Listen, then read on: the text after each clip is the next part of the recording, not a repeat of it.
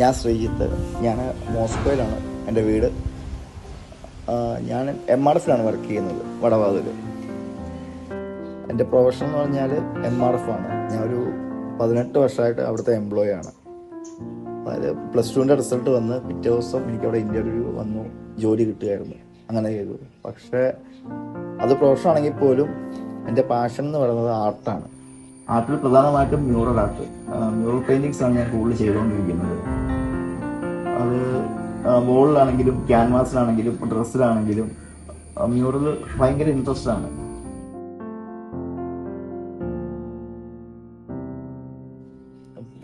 ഞാൻ വരയ്ക്കാനുള്ള തുടക്കം എന്ന് പറഞ്ഞാൽ ഇവിടെ സുഭാഷേട്ടൻ എന്നൊരു ചേട്ടനുണ്ട്.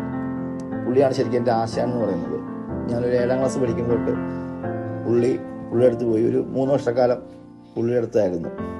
അതിൻ്റെ വരകളുടെയൊക്കെ ആദ്യ പടം പഠിച്ചു. ശരിക്കും ഇത് ഈ വരാന്നുള്ളത് എൻ്റെ ബ്ലഡിലുള്ളതാണ്.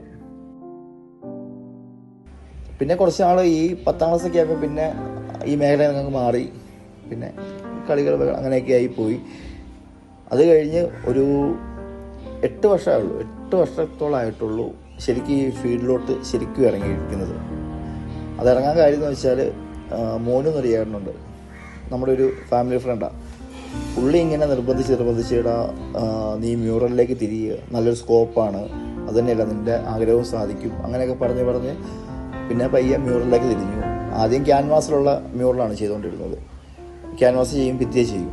അത് കഴിഞ്ഞ് പയ്യെ ക്ലോത്തിലേക്ക്, ഡ്രസ്സിലേക്ക് ചെയ്യാൻ തുടങ്ങി. ഓണം വിഷുവൊക്കെ ആകുമ്പോഴത്തേക്കും ആൾക്കാർ കൂടുതൽ ചോദിച്ചു വരുന്നുണ്ട്. അത് പിന്നെ പയ്യെ ഒരു ബിസിനസ്സും കൂടെ മാറ്റി, ഓട്ടോമാറ്റിക്കലി ആയി മാറുമല്ലോ. ഇപ്പോൾ ഒട്ടുമിക്ക ആർട്സിൻ്റെ എല്ലാം ചെയ്യുന്നുണ്ട്. പോർട്രേറ്റ് ചെയ്യുന്നുണ്ട്, ആൾക്കാരെ വരയ്ക്കുന്നുണ്ട്. അതുപോലെ തന്നെ മെഹന്തി, കല്യാണങ്ങളിലൊക്കെ പോയി മെഹന്തി ആർട്ട് ചെയ്യുന്നുണ്ട്. ഇപ്പോൾ ലേറ്റസ്റ്റ് ആയിട്ട് പോയി 2 വർഷമായിട്ട് ഞാൻ ടാറ്റൂവിൻ്റെ ഫീൽഡിലൂടെ ഇറങ്ങിയിട്ടുണ്ട്. മൊത്തത്തിലിങ്ങനെ നമ്മൾ ചെയ്യുന്നു.